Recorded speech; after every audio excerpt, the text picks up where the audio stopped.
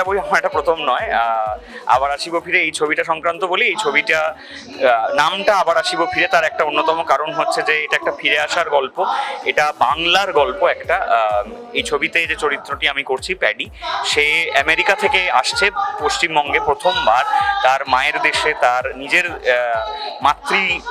ভাষার কাছে, মাতৃভাষার টানে বলতে পারি প্রথমবার ফিরে আসছে, এবং তার চোখ দিয়ে একরকমভাবে পশ্চিমবঙ্গকে দেখা, তার কালচারকে দেখা, তার ভাষাকে দেখা, সেখানকার গানকে দেখা, শিল্পকে দেখা, এই সবটাকে দেখার গল্পই হচ্ছে আবার আসিব ফিরে। আমাদের এই পুরো ছবিটা জুড়ে প্রচুর লোকেশনে আমরা শ্যুট করেছি, বাঁকুড়াতে, পুরুলিয়াতে, সুন্দরবনে, সেই সমস্তটাকে মিলিয়ে অনেকগুলো জায়গায় ঘোরা হয়েছে শুটিংটা করতে গিয়ে।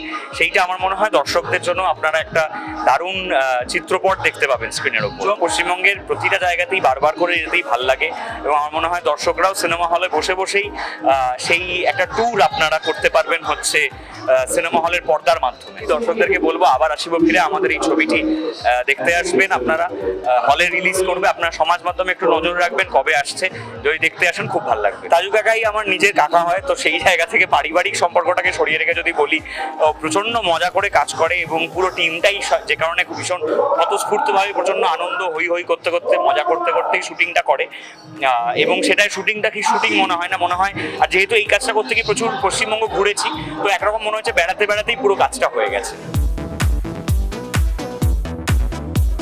এই ছবিতে আমার প্রথম কাজ, যেরকম এক্সাইটেড সেরকমই আমি ভীষণ নার্ভাসও। তাজুদা হঠাৎ করে আমাকে একবার বললো যে, মানে তাজুদার সাথে আমার ফেসবুকে পরিচয়, হঠাৎ করে একদিন বললো যে করবি কাজ, আনলাম কি হ্যাঁ, এটা তো আমার ভাগ্য, মানে সৌভাগ্য হবে। তারপরে হঠাৎ করেই দেখা করতে যাওয়া, কথা বলতে যাওয়া, হঠাৎ করে কাজ শুরু।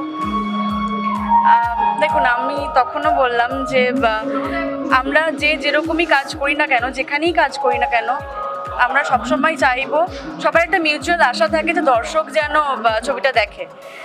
তো এই ছবিটা আমাদের কিফে সিলেক্ট হয়েছিল, এখানে লঞ্চিংয়ের আগে কিফে সিলেক্ট হয়েছিল এবং দেখানো হয়েছিল। সেখানে আমার মনে পড়ছে আমি স্টেজে উঠেছিলাম, রবীন্দ্র সদনে অনেক মানুষ দেখতে এসেছিলেন, আর অদ্ভুতভাবে নজরুল তীর্থেও দেখানো হয়েছিল, এবং সেখানে মানে দর্শক হল ফুল করে দিয়েছিল, এবং তারা নির্দ্বিধায় তাদের ওপিনিয়ন জানিয়েছে, তাদের ভালো লেগেছে। ওদের তো ভালো লেগেছে, আশা করবো আপনাদের ভালো লাগবে।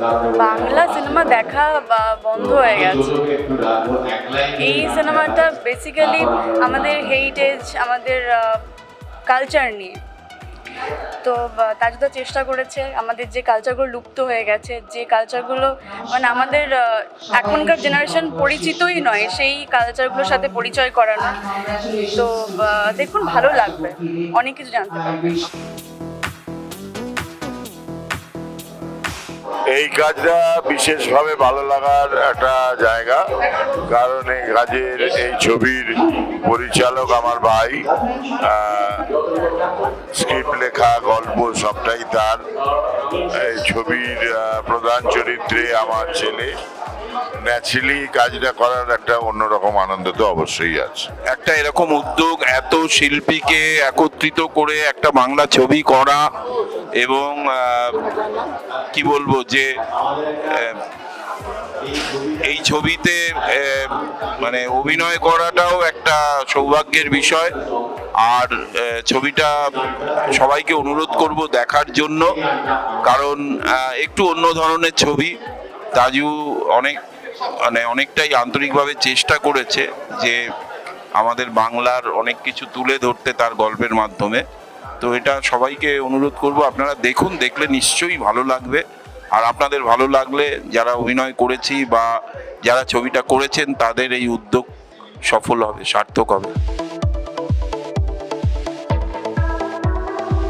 মানে আমার দীর্ঘ অভিনয় জীবনের মধ্যে অভিনয় করতে এসে আমার ভীষণ ভালো লেগেছে, কারণ চরিত্রটার যে বক্তব্যটা আছে সেটাই আমার কাছে খুব, মানে আমার বক্তব্যটা যেন ছবিতে তোলা আছে, যে বাংলার কালচার, বাংলার সব।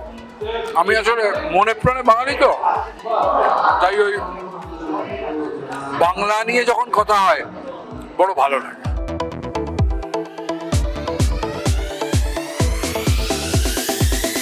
ভীষণ ভালো লাগার একটা ছবি। তার কারণ হচ্ছে আমি বিশ্বাস করি রাজনৈতিক ডামাডোল যাই না থাক না কেন, আমার এই বাংলা ভারী সুন্দর, বাংলা ভীষণ সমৃদ্ধ।